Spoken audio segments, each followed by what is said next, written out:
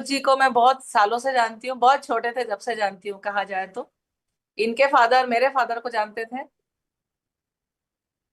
तो एक बार हमारे घर आए दीपक जी और बोले कि आपको मैडम कुछ मुझे बताना है, जिसमें कि आपको पानी जो होता है, पानी भी नहीं बोला उनने, तो बोला कुछ ऐसी चीज आपको बताना चाहता हूँ मैं कि जिससे हमारे शरीर में ऑक्सीजन का अमाउंट बढ़ जाए, डिहाइड्रेशन कम हो, रिहाइड्रेशन हो जाए, ऐसी ने दो तीन बातें बोली।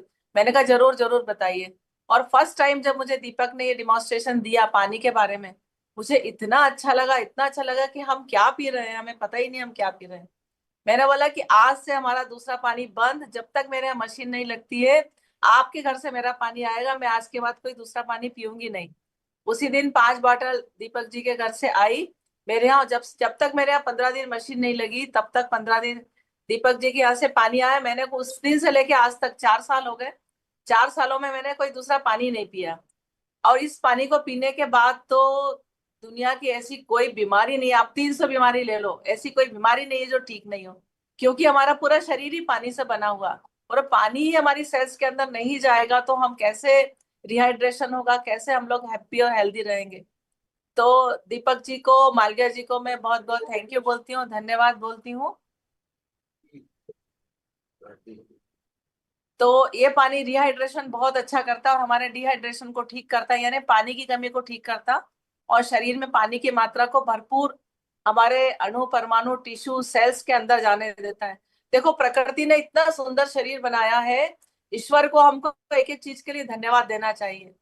जैसे कि उनने हमारी आंखें दी जो, जिसके आगे बड़े से बड़ा कैमरा फेल है।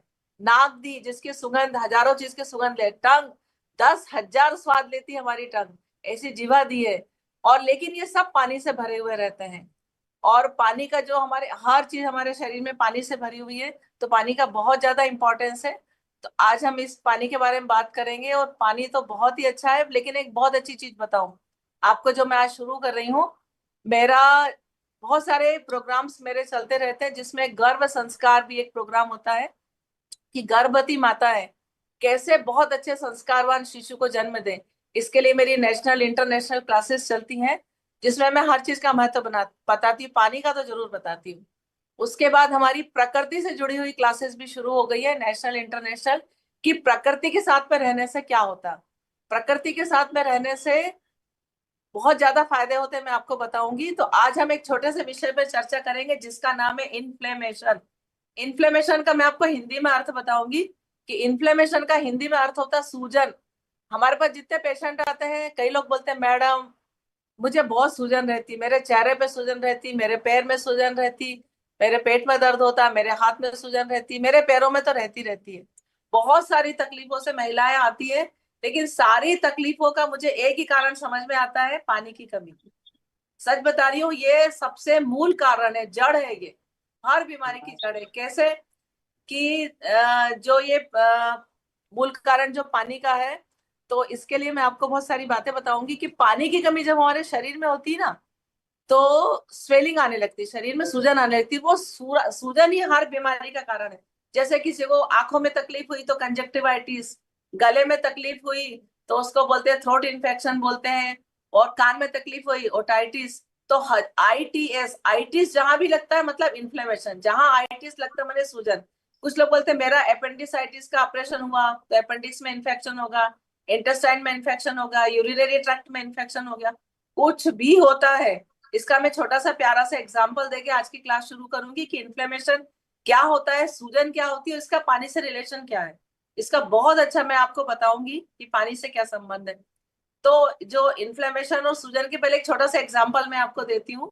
कल की ही बात है, कल दीपक जी को मैंने हॉस्पिटल में बुलाया था एक डिमॉन्स्ट्रेशन के लिए। मेरे यहाँ जितने मेरे यहाँ पेशेंट भर्ती होते हैं, आजकल मैं पेशेंट को एडमिट कीजिए, जैसे जो पेशेंट बहुत परेशान हो जाता है, मैडम दवाई खा खा के थक गए, हमें दवाई नहीं खाना, प्लीज दवाइयां मत लिखना।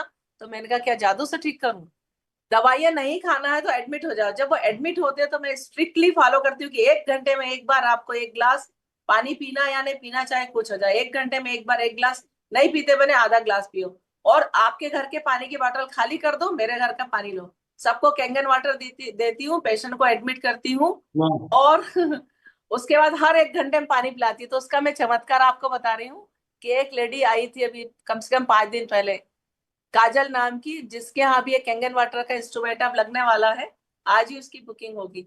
तो काजल नाम की पेशेंट बहुत ज्यादा परेशान हो चुकी थी। तो उसके बाद में क्या हुआ, परेशान हुई तो मेरे पास आई, बोले कि दवाइयां खा खा के मैं थक गई हूँ। उसको 3 दिन बॉटल इंजेक्शन लगा के मैंने भेजा। तो 3 दिन बोले आपकी बॉटल चली, जब तक अच्छी रही, वापस इन्फेक्शन चालू हो गया, वापस पेट दर्द शुरू हो गया। अब उसको मैंने एडमिट करा, 3 दिन 4 दिन, उसको 2 दिन में इतना अच्छा लगने लगा कि तीसरे दिन बोलती मैं एक दिन और रहूंगी, चौथे दिन बोलती एक दिन और रहूंगी, 5वें दिन बोलती मैं आपके यहाँ सुबह शाम जरूर 1 घंटा आऊंगी। तो वो आ रही है मेरे यहाँ। अब उसने एक मुझे, उसको उसकी तकलीफ बहुत अच्छी हो गई, लेकिन उसने एक नई बात बताई मुझे, वो आप सब लोगों के लिए एक चमत्कार है और बहुत ही जबरदस्त उसका रिजल्ट आप देखना। वो खुद भूल गई कि उसकी क्या क्या चीजें अच्छी हो गई। तो उसके साथ में उसकी ननद आई थी, तो उसकी ननद बोलती भाभी आज 5 दिन हो गए यार, तुमने 5 दिन से चश्मा ही नहीं लगाया। तो बोले हाँ मैडम के घर आई तो चश्मा जहां रख के आई थी, वो चश्मा आज वहीं पड़ा हुआ, मैं तो 5 दिन से चश्मा ही भूल गई। फिर उसने हमको चश्मे की कहानी बताई। बोले मैडम चश्मे का ऐसा नियम है कि 10 साल से मुझे चश्मा लगा है, और 10 साल से वो चश्मा ऐसा लगा कि मैं 1 सेकंड भी उतार दूं उस चश्मे को, इतना सिर दुखता और इतनी आंखें दुखती है कि मैं चश्मा पहन के ही सो जाती हूँ, कि अगर सोने के पहले 1 मिनट भी उतारा तो सिर दर्द चालू हो जाएगा, मैं सो नहीं पाऊंगी। मैं चश्मा लगा के ही सो जाती हूँ। सुबह उठती हूँ तो कई बार चश्मा आंखों से निकल जाता है, तो पहले चश्मा ढूंढती हूँ, चश्मा ढूंढ के आंखों पे लगाती हूँ, जब उठती हूँ जब देखती हूँ। मुझे टीवी देखना हो, टीवी में लिखा हुआ देखना हो, मुझे कुछ भी नहीं दिखता, बिना चश्मे के कुछ भी नहीं दिखता है। लेकिन जब से आपके एडमिट हुई हूँ, 5 दिन से पानी पी रही हूँ, मैं तो चश्मा भूल ही गई कि कहाँ रखा था। आज 5 दिन में, आज ननद ने बोला तो मुझे याद आया कि ना मैंने 5 दिन से चश्मा लगाया, ना मुझे 5 दिन से मेरा सिर दर्द हुआ, ना मुझे कुछ देखने में तकलीफ हो रही, मैं सब देख लेती हूँ, पढ़ लेती हूँ, लिख लेती हूँ। ये चमत्कार तो मैं आपको बताना ही भूल गई। तो ये कल का ही चमत्कार है जो इस पानी से हुआ, क्योंकि उसकी आंखों में डिहाइड्रेशन होगा, पानी की कमी होगी। तो जब हमने कैंगन वाटर चालू किया तो सबसे पहला इफेक्ट उसकी आंखों में आया, उसकी आंखें अच्छी हो गई, उसका चश्मा ही उतर गया, उसे याद ही नहीं कि उसको चश्मा लगाना। तो ये हमने बहुत बड़ी चीज कल देखी, जो पेशेंट को भी नहीं उस जज कर पाई कि मुझे इतना ज्यादा फायदा हो रहा है। तो इसमें में हम आते हैं सूजन इन्फ्लेमेशन। सूजन और इन्फ्लेमेशन क्या होती है, इसका एक एग्जांपल देती हूँ। कि मान लो हमको हाथ में मच्छर ने काटा, मच्छर ने काटा तो उस जगह पे एक स्वेलिंग आ जाती, ईचिंग होती, जलन होती, सूजन आ जाती। तो ये हमारी बॉडी का सेफ्टी मेजरमेंट से, हमारी बॉडी अपने आप को सुरक्षित रखना, अपनी बॉडी को ठीक करना, हमारा शरीर बहुत इंटेलिजेंट होता है, वो स्वयं जानता है। तो यहाँ पर स्वेलिंग का मतलब यहाँ ब्लड इकट्ठा हो जाता है, यहाँ पर डब्ल्यूबीसी जो सेल्स होती है, डब्ल्यूबीसी जो हमारे शरीर के रक्षक सेल बोलते हैं उसको, वो यहाँ इकट्ठी हो जाती है। थोड़ी देर ईचिंग होगी, थोड़ी देर में वो स्वेलिंग खत्म हो जाएगी, जगह हमारी नॉर्मल हो जाएगी। मतलब वो एंटी एलर्जिक सेल्स आती हैं, डब्ल्यूबीसी आती हैं, उस जगह को ठीक करती है जहां मच्छर ने काटा, और थोड़ी देर में स्वेलिंग कुछ समय के बाद खत्म हो जाती है। तो ये हमारे शरीर का, भगवान ने पूरे शरीर को सेफ्टी मेजरमेंट के साथ हमें बनाया है। तो ये हो गया इन्फ्लेमेशन का मतलब सूजन। अब सूजन क्यों आती है, सूजन को हम बाद में रिलेट करेंगे, सूजन क्यों आती है। सूजन क्यों आती है, जैसे दूध, दूध से बने प्रोडक्ट खाते हैं, तो दूध हमारे लिए नहीं बना है, दूध बना है गाय के बछड़े के लिए। अच्छा एक बहुत बड़ी बात बता दूं कि पूरे विश्व में जो दूध होता है ना, पूरे विश्व में हम भारतीय लोग हैं जो भैंस का दूध पीते हैं। समझ में, पूरे विश्व में कोई अगर दूध पीते हैं बाहर की कंट्री में, ईच एंड एवरी पर्सन गाय का ही दूध पीते हैं, गाय ही होती है पूरी दुनिया में। पूरे संसार में कोई भी भैंस का दूध नहीं पीता, सिर्फ भारत में पीता है। तो जो गाय का दूध होता है वो तो बहुत पावन पवित्र हम मानते हैं, पूजा में यूज करते हैं, लेकिन गाय का जो दूध होता है वो बछड़े के लिए होता है। और उसके बछड़े के तो इतने स्टमक होते हैं कि उस दूध को पचा लेता, उसके शरीर में वो एंजाइम होते हैं, वो दूध को पचा लेता। हम इंसानों के शरीर में, पेट में वो एंजाइम नहीं होता है, स्टमक में वो हार्मोन्स नहीं होते जो उस दूध को पचा सके, वो दूध पेट में जाके फट जाता है। तो कृष्ण भगवान भी जो थे वो मक्खन खाते थे।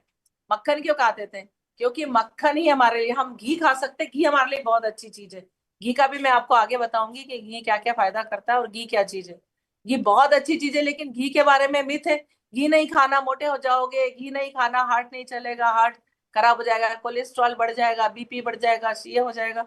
लेकिन घी वर्ल्ड की नंबर 1 है सबसे चीज के बारे में आपको थोड़ी देर बाद बताऊंगी। तो हम सूजन पे आते हैं, इन्फ्लेमेशन किस किस चीजों से आता, सूजन किस किस चीजों से आती है। दूध पीने से सूजन आती है। दूध और डेयरी प्रोडक्ट आप एक बार 90 दिन बंद करके देखेंगे तो आपको समझ में आएगा कि हमने कितना अच्छा काम किया, आपका पूरा शरीर का सिस्टम अच्छा हो जाएगा। सेकंड, शक्कर, शक्कर में सल्फर होता है जो बहुत नुकसान करता है, शक्कर के बदले अगर हम गुड़ खाएं तो बहुत अच्छी बात है। तीसरा होता है गेहूं, ग्लूटेन, गेहूं के अंदर ग्लूटेन होता है, ग्लूटेन, ग्लू का मतलब होता है गोंद, गोंद जैसा ये आटा, गेहूं का आटा हमारे इंटेस्टाइन में चिपक जाता है, डाइजेस्ट नहीं होता है, और हमारे शरीर में ये इन्फ्लेमेशन करता है, सूजन करता है। फिर होता है जैसे किसी चीज की एलर्जी हुई, एलर्जी से भी शरीर में सूजन आती है। फिर एंटीबायोटिक जो हम दवाइयां खाते, मेडिसिन खाते, हर मेडिसिन के पीछे लिखा रहता है इस मेडिसिन से लीवर खराब होता है, इससे किडनी खराब होती है, इससे आपको कैंसर होता है, सब लिखा रहता है। लेकिन उसके बाद इससे एलर्जी हो सकती है, लेकिन उसके बाद भी कुछ पढ़ते कुछ नहीं पढ़ते, और हम सब लोग जरूर दवाई खाते हो। जब भी हमको कहीं बाहर जाना होता है ना, तो सबसे पहले हमारा एक बॉक्स तैयार होता है घर में, भाई अपने बैग में बॉक्स रखा कि नहीं दवाइयों का, दवाई लेके जाना है क्योंकि हम बाहर जा रहे हैं। तो ये दवाइयों का। उसके बाद में एंटीबायोटिक से भी स्वेलिंग आती है। अब हमारे शरीर में जब सूजन आती है, सूजन आने से क्या होता है, पेन होता है। पेन होता है, दर्द होता है, तो हमारे ब्रेन से एक हार्मोन निकलता है, उसको बोलते हैं कॉर्टिसोल। कॉर्टिसोल हार्मोन ही हमें पेन की अनुभूति कराता है और वो पेन देता है। जब भी हमें स्ट्रेस होता है, तनाव होता है, तो कार्टिसोल हार्मोन निकलता है। कार्टिसोल हार्मोन निकलता है तो वेट बढ़ाता है, वजन बढ़ाता है, और उससे इन्फ्लेमेशन आता है, शरीर में सूजन आती है। तो हमें ऐसे कोई काम ही नहीं करना चाहिए ऐसा जिससे कि हमारे शरीर में, दिमाग में तनाव पैदा हो। तनाव से मुक्त रहेंगे, बचे रहेंगे, तो हम हेल्दी रहेंगे। उसके बाद एक बहुत बड़ी बात बताती, ऑयल, तेल। तेल के बारे में बहुत कम नॉलेज आता। एक तेल, एक कपड़ों का पहनना, जैसे बोलते स्वेलिंग, तो कई लोग जैसे कि बहुत हैवी एक्सरसाइज करते हैं दुबले होने के लिए, बहुत हैवी एक्सरसाइज करते हैं। उसके बाद मैं आपको तेल के बारे में बताऊंगी। बहुत हैवी एक्सरसाइज करते हैं। हमारा जो भारत है, हमारा देश है, वो गर्म प्रदेश है, गर्म है, यहाँ पे गर्मी बहुत ज्यादा पड़ती है। तो एक्सरसाइज करना, जिम जाना उन लोगों के लिए जरूरी है जो अमेरिका में रहते, लंदन में रहते, ठंडे प्रदेशों में रहते, उनकी मजबूरी है। अगर वो जिम नहीं जाएंगे, एक्सरसाइज नहीं करेंगे, दौड़ेंगे नहीं, तो उनके शरीर का खून ठंड के कारण जम जाएगा, तो उनकी मजबूरी है। लेकिन हमारे भारत में शौकिया, हल्की फुल्की एक्सरसाइज अलग बात है। हमारे भारत में शौकिया लोग, जिम जाना बहुत जरूरी, तभी वजन का। जिम तो जाते हैं, जिम जाके एक्सरसाइज करते हैं, हैवी हैवी एक्सरसाइज करते हैं जिम जाके। और जिम जाने से क्या होता है, वहां जो एक्सरसाइज करते हैं उससे हमारा टेम्परेचर बढ़ जाता है, शरीर हमारा गर्म हो जाता है, खून हमारा गर्म हो जाता है। तो शरीर तो गर्म हो जाता है वहां जाके जिम में। फिर क्या करते हैं, यहाँ के जो भारत के जिम है उसके अंदर एसी लगा होता, एसी लगा रहता, तो एसी की ठंडक, और एक्सरसाइज करके पसीना निकाल रहे हैं और अपने शरीर को, खून को गर्म कर रहे हैं। तो खून गर्म होगा तो इन्फ्लेमेशन बढ़ेगा, कार्टिसोल निकलेगा, सूजन आएगी। फिर एक कंप्लेंट है, शरीर में स्वेलिंग आ रही, पैरों में सूजन आ रही, पेट में सूजन आ रही, हर जगह लोगों को सूजन आने की शिकायत रहती, कई लोगों को, कई महिलाओं को। तो हमारे देश में योग प्राणायाम क्यों बना है? हमारे जो ऋषि मुनि महात्मा थे, बड़े बड़े, जो 10,000 साल पहले, मार्कंडे ऋषि और बड़े बड़े जो ग्रंथ है हमारे देश के, उसमें लिख के जा चुके, लिखा हुआ है कि हमारे देश में योगासन, प्राणायाम, कि हमारे देश में हल्के, शरीर लचीला रहे, शरीर सॉफ्ट रहे, लचीला रहे, बीमारियां न हो, इससे योगासन हमारे देश में प्रचलित है। अब ये योगासन पूरे विश्व में प्रसिद्ध हो गया है। हमारा देश पूरे विश्व में योगा गुरु के रूप में जाना जाता है। तो योगा हम करें, हल्का आसन करें, तो हमें नुकसान नहीं होगा। 1 घंटे में थोड़ी देर के लिए हम चले, 10 मिनट, जैसे हमने 1 घंटे कुछ काम किया, कुछ लोग की सीडेंटरी लाइफ होती है, यानी बैठे बैठे काम करते, बैठे रहते हैं। तो 1 घंटे में 5-10 मिनट के लिए चलिए, अपने शरीर को एक्टिव करिए, वापस आके बैठ के अपना काम करिए। फिर 1 घंटे आपने कुछ काम किया, फिर थोड़ा चल लीजिए पैदल। तो ये जो दिन भर की एक्टिविटी है ना, ये हमें हेल्दी रख सकती है। लेकिन लंबे समय तक बैठे रहेंगे, एक बार जिम करके आ गए 2 घंटे, खूब एक्सरसाइज, योगा, खूब एक्सरसाइज कर ली, हैवी एक्सरसाइज, और उसके बाद में आके फिर सो गए, रेस्ट कर लिया, खूब सारा खा लिया, तो शरीर में तो सूजन आएगी। शरीर को तो दिन भर एक्टिव रखना चाहिए, तो हम हेल्दी रहेंगे। अब इसके साथ में, अच्छा हाँ, पहनावा बताती हूँ। पहनावा कैसा है कि हमारा जो देश गर्म है, तो यहाँ आप हमारा पहनावा सोचिए कि हम लोग क्या थे, क्या है और क्या पहनते। हमारा देश गर्म है, तो हमारे ऋषि मुनियों, महात्माओं ने, पूर्वजों ने जो हमारी ड्रेस बनाई है ना, बहुत सोच समझ के बताई है। हमारे यहाँ लुंगी का जैसे रिवाज है, लुंगी पहनिए, पजामा जो ढीला ढाला होता है वो पहनिए, धोती पहनी जाती है, साड़ियां पहनी जाती है, पेटीकोट पहना जाता है, हल्की चीजें पहनी जाती है, क्योंकि हमारा देश गर्म है, हमें हवा की जरूरत होती है। विदेशों में बहुत ठंडा मौसम रहता है, बेचारों को भयंकर ठंड लगती है, बर्फ पड़ती रहती है, तो उनकी मजबूरी है कि वो जींस पहने। हमारे यहाँ तो शौकिया तौर पे जींस पहनी जाती है। और उस जींस को पहनने से मैं एक बहुत बड़ा कारण इनफर्टिलिटी का बता दूं। बहुत सारी महिला जो लड़कियां होती है ना, उनकी कंप्लेंट आती है, प्रेगनेंसी नहीं हो रही है, प्रेगनेंसी। भैया जीन्स पहनना छोड़ो ना, जीन्स पहनने से शरीर में हवा ही नहीं लगती, इतनी गर्मी होती है शरीर में। जो लोअर एब्डामन में जीन्स रहती है, वहां यूट्रस, ओवरी, ट्यूब से उनको हवा ही नहीं मिलती है, तो आपको प्रेगनेंसी कहाँ से होगी? कहाँ से अच्छे हार्मोन्स निकलेंगे? वो तो टाइट रहता है पूरे समय। तो जीन्स बहुत नुकसानदायक है हमारे देश के लिए। ये तो मैंने जीन्स के बारे में बताया, ठंड के बारे में बताया, गर्मी के बारे में। एक चीज ऑयल, ऑयल के बारे में बहुत सारे लोगों को नॉलेज नहीं होता। तो ऑयल दो तरह का होता है, एक गर्म ऑयल होता है, एक ठंडा ऑयल होता है।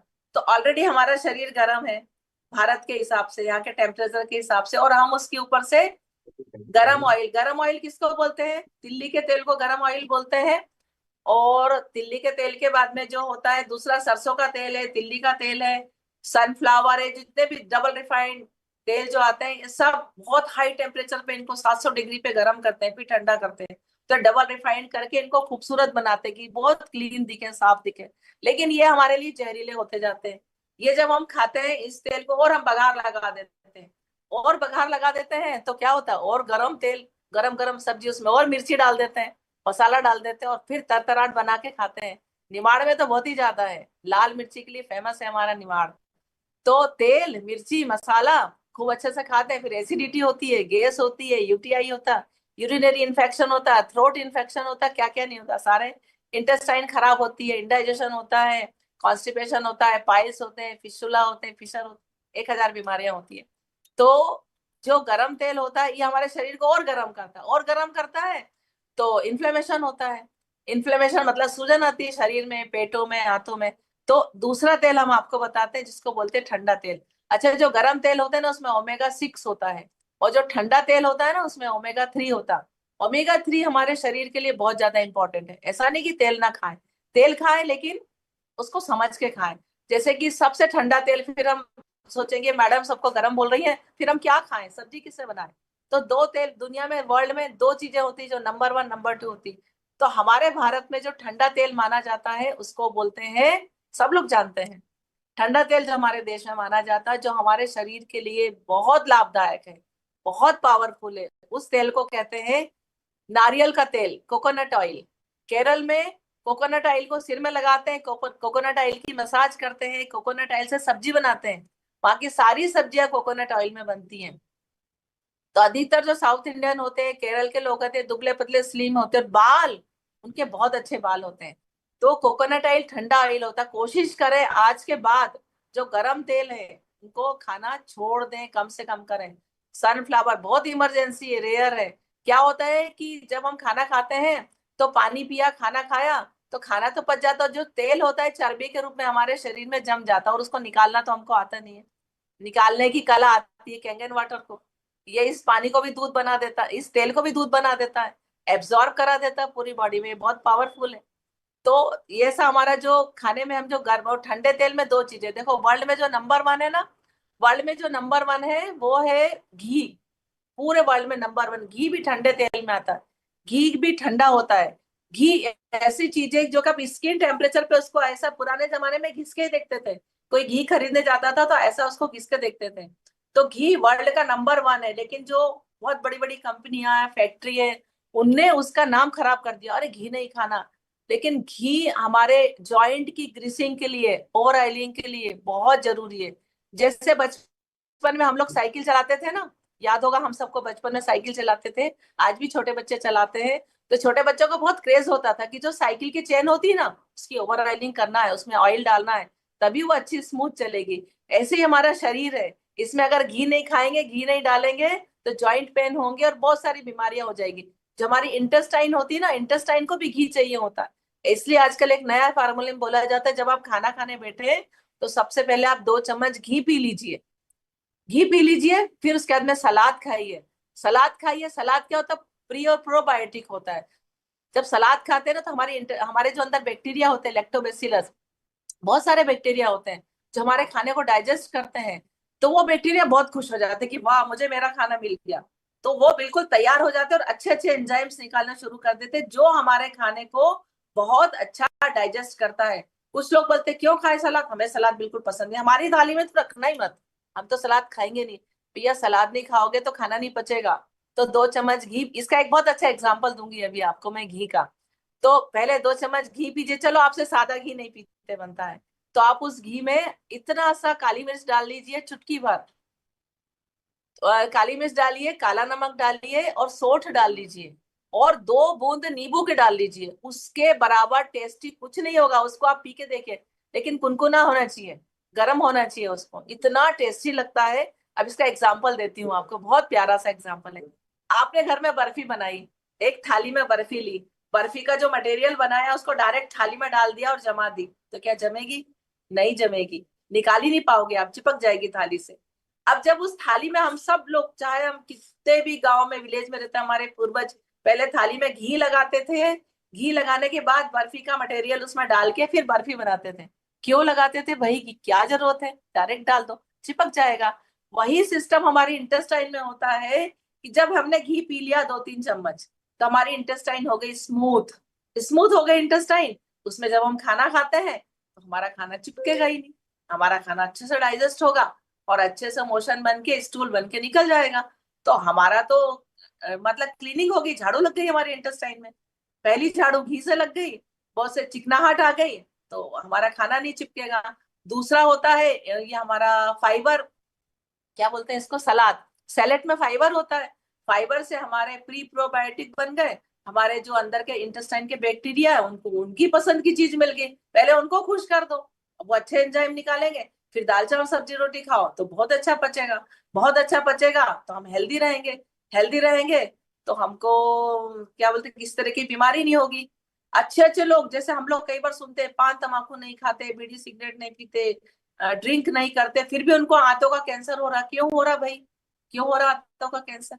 क्योंकि उनका शरीर एसिडिक हो रहा है, वो पानी नहीं पीते हैं, पानी की वैल्यू नहीं समझते कि अच्छा पानी क्या होता है। अच्छा पानी पियोगे, हमारा पूरा शरीर अंदर से भगवान ने अल्कलाइन बनाया है। और एक बहुत बड़ी बात बताऊं आपको, कि जो हाँ जी। गंगोत्री है, गंगोत्री यमुनोत्री और जो भी पहाड़ों से जो नदी निकलती है, पहाड़ों से हम लोग दर्शन करने जाते हैं, गंगा जी यमुना जी, गंगोत्री यमुनोत्री जाते हैं ना, और जहां से गंगा जी निकली हुई है, तो ईश्वर ने तो हमें अल्कलाइन वाटर दिया है, ईश्वर ने हमको अल्कलाइन वाटर दिया है।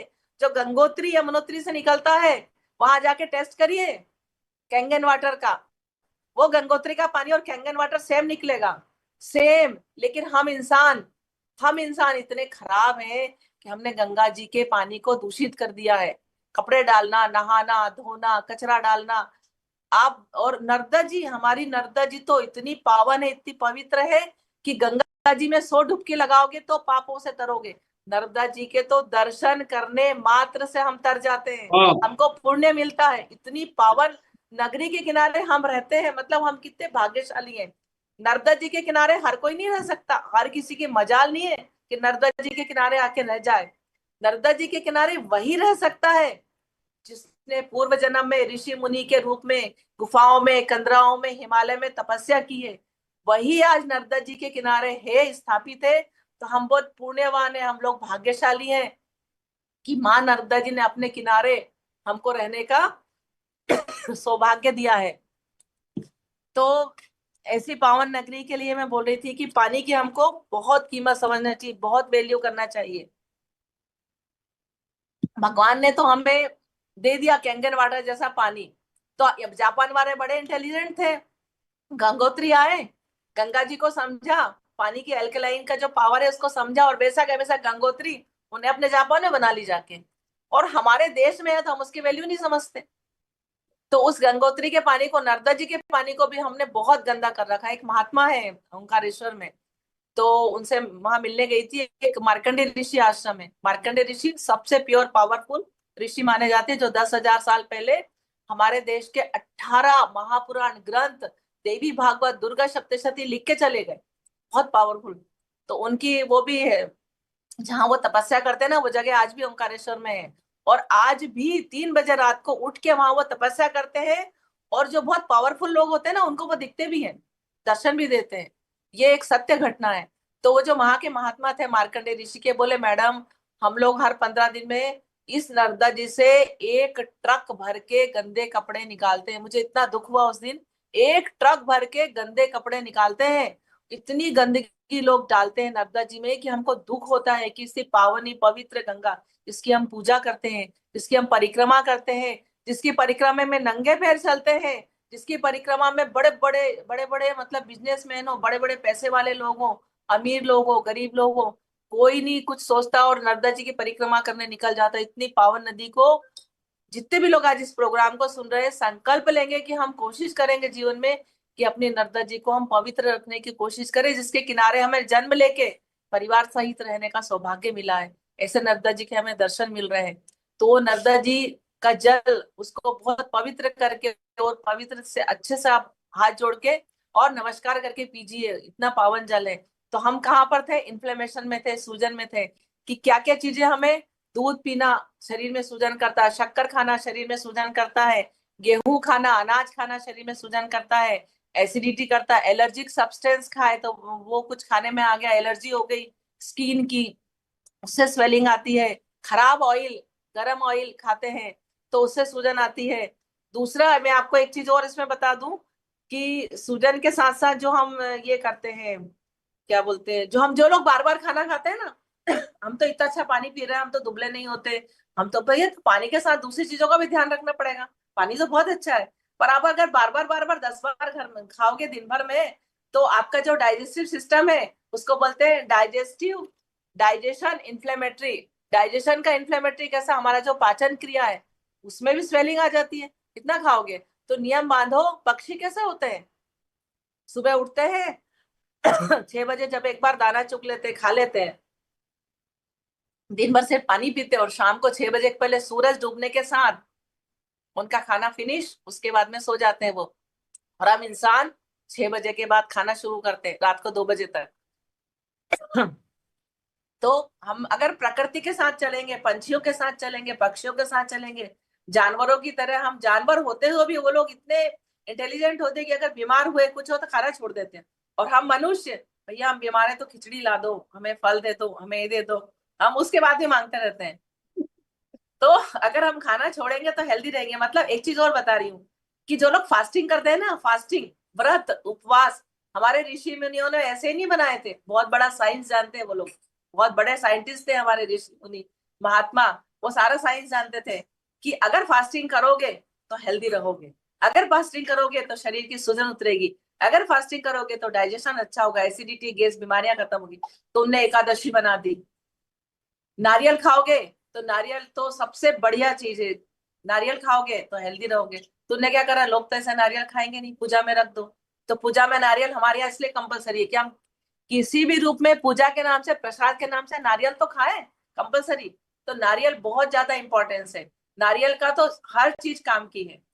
तो ये नारियल के बारे में, पूजा के बारे में, पानी के बारे में बता। एकादशी, एक दिन छोड़ के व्रत कर लो, 7 दिन में एक बार व्रत करो, शरीर की सूजन उतर जाएगी। व्रत करने से, उपवास करने से सूजन उतरती है। ठंडे पानी से नहाने से स्वेलिंग उतरती है। ठंडा पानी से इम्यूनिटी बढ़ती, स्टेमिना बढ़ती, ताकत बढ़ती। पर ठंडे पानी में स्नान, कुछ, अरे मैडम, कल एक पेशेंट आई, अरे मैडम तुमने ठंडा पानी बोला, मेरे को तो सर्दी हो गई। तो मैंने बोला, जी जी, नहाने का तरीका सीख लो। ऐसा धड़ से ठंडा पानी डाल दिया, ऐसा नहीं नहाते, नहाने का तरीका होता है। नहाने का तरीका आराम को आ गया, नहाने के तरीके में एक बहुत अच्छी बात याद आई, कि नहाने का, स्नान का क्या होता है, जो हमारे ऋषि मुनि होते हैं ना, वो रात को 3 बजे उठते हैं, उनका स्नान का टाइम होता है 3 से 4। क्यों? क्योंकि देवी देवताओं की पूजा करनी रहती है। 3 से 4 में ऋषि मुनि स्नान करते हैं, 4 से 5 में देवी देवता स्नान करते हैं। और जो 5 से 6 का टाइम होता है, या 5 से 7 का टाइम होता है, उसमें स्नान, इंसान, इंसान, हम लोग इंसान स्नान करते हैं। और जो 7 बजे के बाद का टाइम होता है ना, जो 7 बजे, 8 बजे, 9 बजे, 10 उठते हैं, नहाते हैं, वो राक्षसों का टाइम होता है। तो ये स्नान का हमारे ग्रंथों में टाइम लिखा हुआ है, ये साइंटिफिकली प्रूव्ड, हमारे उसमें ग्रंथों में लिखा हुआ, मैं मेरे हिसाब से नहीं बोल रही हूँ। तो स्नान का मैं आपको तरीका बताती हूँ। जब भी आपको स्नान करना, चाहे बर्फ पड़ रही हो, चाहे आप किसी बड़ी नदी में हो, ठंड पड़ रही, कुछ भी हो, अगर आप ठंडे पानी से नहाओगे तो हेल्दी रहोगे। लेकिन नहाने का, सुबह का स्नान हमेशा ठंडे पानी से होना चाहिए। शाम का स्नान, जब आप सोने जा रहे हो, कहीं से थक के आए हो, शाम का स्नान गर्म पानी से होना चाहिए, सोने के पहले। तो ठंडे पानी से कैसे स्नान करना, सबसे पहले अपने दोनों पैरों पे, पैरों की उंगलियां, पैरों के अंगूठे ना, वहां आप ठंडा पानी डालिए। जैसे ही आप वहां ठंडा पानी डालोगे, तो हमारा शरीर, शरीर बहुत इंटेलिजेंट है, ये जान जाएगा, अरे स्नान, ये लोग स्नान करने वाले हैं, ठंडा पानी पैरों में आ गया, नस नाड़ियां जागृत हो जाएगी, एक्टिवेट हो जाएगी। पैरों में पानी डालने के बाद घुटने के ऊपर आप पानी डालिए। घुटने पे पानी डाल के अपने आधे पैर को, पानी आपने डाला, उसके बाद में आप कमर तक पानी डालिए। और हमारा जो अम्बलाइकस होता है, नाभि, नाभि से हमारे पूरे शरीर की नस, 72,000 नस नाड़ियों का कंट्रोल रहता है। तो नाभि पे पानी डालिए, एक हाथ को ऐसा रख दीजिए नाभि पे, और नाभि पे पानी डालिए, पूरे शरीर को पता चल जाएगा। ब्रेन को पता चल जाएगा स्नान की क्रिया आरंभ हो गई है। और उसके बाद में नाभि से डालने के बाद में फिर आपका जो राइट कंधा है, क्योंकि लेफ्ट साइड में हमारे हार्ट होता है, तो राइट साइड में पानी डालिए, राइट साइड में पानी डालिए। उसके बाद लास्ट में हार्ट की तरफ, जो ना कई लोग क्या होता है 3-4 बजे रात को नहाने गए, मर गए, हार्ट अटैक आ गया, तो सीधे लेफ्ट हार्ट पे पानी डाल दिया, लेफ्ट हार्ट पे सबसे आखिरी में, उसके बाद डालिए, लास्ट में सिर के ऊपर पानी डाला जाता है। तो ये नहाने का तरीका, आप नहा के देखिए, ठंडी ना लगेगी, बिल्कुल नहीं लगेगी। और नहाने के साथ में क्या होता है कि कई बार क्या होता है, बहुत सारे लोगों से बातचीत करते हैं, बहुत सारे लोगों से मिलते जुलते हैं, तो हमारे अंदर कई लोगों की नेगेटिव एनर्जी आ जाती है। उससे क्या होता है, जैसे आप भीड़ में गए, शादियों में गए, प्रोग्राम में गए, और आने के बाद क्या होता है कि आने के बाद में इसमें देना गर्म पानी, आने के बाद में हाथ पैर दुखते हैं, बुखार आ जाता है, सिर दुखता है, कुछ भी प्रॉब्लम होता है, तो उस नेगेटिव एनर्जी को कैसे निकालें, तो बहुत अच्छा तरीका है। मैं एक तरीका बताती हूँ सबको कि अब मैं आज ना 5 मिनट ध्यान भी कराऊंगी, उस ध्यान की हम इंटेंसिटी देखेंगे, उस ध्यान की हम अनुभूति देखेंगे कि वाकई में जो शक्तियां इस समय शिव शक्ति व्याप्त है पूरे ब्रह्मांड में, तो उसकी हम अनुभूति करेंगे आज 5 मिनट के लिए। तो मैं बता रही थी नहाने के बारे में बता रही थी मैं आपको। तो नहाते समय जो नमक, एक मुट्ठी भर के नमक डाल दीजिए, जो खड़ा नमक मिलता है ना मार्केट में, उसका एक बोरा भर के, मेरे यहाँ तो बोरी भर के आता है नमक, खड़ा नमक, उसको मैं पिसवा के रख लेती हूँ। और मेरे जितने बाथरूम है घर के, वॉश बेसिन, हॉस्पिटल में मरीजों के भी वॉश बेसिन, नल है, वहां सब तो एक कटोरा भर के प्लास्टिक का हो या चीनी का हो, कांच के, उसमें नमक रखा रहता। तो नमक से अगर हमने गंदे संदे मरीज देखे, नेगेटिव लोग देखे, बात हुई, कुछ भी हुई, तो नमक से हम लोग हाथ जरूर धोते हैं। एक बाल्टी हमारे नहाने के पानी में नमक जरूर डलता है। और कई बार कुछ पेशेंट बोलते हैं मैडम सिर बहुत दुख रहा है, सिर बहुत दुख रहा है, मैं बोलती एक मुट्ठी नमक ले और सिर में ठोक दे, ऐसा ठोक के और पानी से नहा ले, सब निकल जाएगा और एकदम। उसके बाद नेक्स्ट डे उसका फोन आता, मैडम मैं बहुत अच्छी हो गई। तो बहुत सारी चीजें दुनिया में होती है कि बिना दवाई के हम हेल्दी कैसे रह सकते हैं, उस वो मेरा पूरा टॉपिक है। तो उसमें क्या होता है कि आप बाल्टी में पानी में वो डालिए, नमक डाल के नहाइए जरूर पक्के से। कोई लोग शावर से नहाते हैं, तो मग में पानी में नमक डाल दीजिए, नहा के फिर अच्छे पानी से नहा लीजिए। दूसरा, नहाते समय अगर हो सके तो, ये कंपलसरी नहीं मैं जो बोल रही हूँ, मैं तो नहाने का तरीका बता रही हूँ कि बहुत अच्छे से कैसे नहाया जाए। तो नहाने की बाल्टी में 2-4 बूंद गुलाब जल डाल दीजिए, इत्र की 2 बूंदे डाल दीजिए, और अच्छे से प्रेम से खुश होके, और फिर उसको आह्वान करिए, उसमें ऐसा हाथ घुमाइए। जल, जल बहुत पावरफुल होता है, जल से आप जैसी बात करोगे ना वैसा हो जाता है। वाह। जल से बातें लौट के आती है, जैसे ब्रह्मांड में आप कुछ बोलोगे ना तो पलट के आएगी, जल से भी आप बातें करोगे ना तो वो भी पलट के आएगी। हम जैसी बात करेंगे ना वैसे अणु परमाणु की सेटिंग चेंज हो जाती है, ये पानी के अंदर इतना पावरफुल होता है पानी। तो उसमें हाथ घुमाइए और बोलिए गंगा च यमुना च सरस्वती गोदावरी कावेरी सरयू सिंधु, जितनी भी नदियां, जितनी भी पवित्र नदियां, मेरे जल में आप आइए, प्लीज मेरे जल में समाहित होइए, मैं स्नान करना चाहती हूँ, स्नान करना चाहता हूँ। ऐसा करके आप देखिए वाइब्रेशन का पावर इतना बढ़ जाएगा। और फिर उस जल से आप स्नान करिए, मुझसे पवित्र जल, माँ नर्मदा का आह्वान करो। कई लोग नहीं जा पाते, बड़े बूढ़े घर के, नर्मदा जी आह्वान करो पानी में, उससे नहलाओ अपने बड़े बूढ़ों को, उनको वही फल मिलेगा जो नर्मदा जी के जल में मिलता है। तो ये छोटी छोटी सी बातें, छोटी छोटी टिप्स है जो आपको मैं पानी के बारे में बताई। उसके बारे में हम इन्फ्लेमेशन को कैसे ठीक करें, हमने बताया सूजन आ गई शरीर में, इन्फ्लेमेशन हो गया, आप ठीक कैसे करें। ठीक करने के लिए 1-1 घंटे में पानी पीने की आदत डालें। दूसरा, मैंने दूध छोड़ने के लिए बोला, शक्कर के बदले गुड़ शुरू करिए। जो अब नमक खाते हैं ना हम लोग, सफेद नमक, टाटा नमक की भी कहानी बताऊंगी आपको, टाटा नमक जो हम शुरू कर। मेरे पास बहुत सारे टॉपिक हैं, कितना टाइम है? टाइम है मैडम अभी। अच्छा अच्छा। तो हम लोग नमक के बारे में भी बताऊंगी। तो खाने में जो हम सादा नमक खाते हैं ना, टाटा नमक या भास्कर नमक, उस नमक को छोड़ के सेंधा नमक पे आ जाइए, तो ब्लड प्रेशर आधा तो यूं ही कंट्रोल हो जाएगा। 1-1 घंटे में पानी पिएंगे वही बीपी कंट्रोल हो जाएगा। और आपके 1-1 घंटे में पानी पिएंगे ना तो शुगर भी कंट्रोल हो जाएगी। क्योंकि क्या होता है कि शुगर का मतलब क्या होता है, शुगर को मैं आपको समझाती हूँ। जैसे 2 ग्लास में पानी है, शुगर बढ़ गई, शुगर बढ़ गई, तो शुगर, कई लोगों को पता नहीं शक्कर बढ़ गई, शक्कर होता क्या मैडम, शक्कर बढ़ गई बोलते हैं, डॉक्टर बोलते हैं हमारा मीठा बंद कर दो, होती क्या है, जैसे 2 ग्लास में आपने पानी भरा, 1 ग्लास में आपने 1 चम्मच शक्कर डाली और 1 ग्लास में आपने 10 चम्मच शक्कर डाली, दोनों को घोला और दोनों ग्लास को लुढ़का दो, कौन सा पानी तेज चलेगा?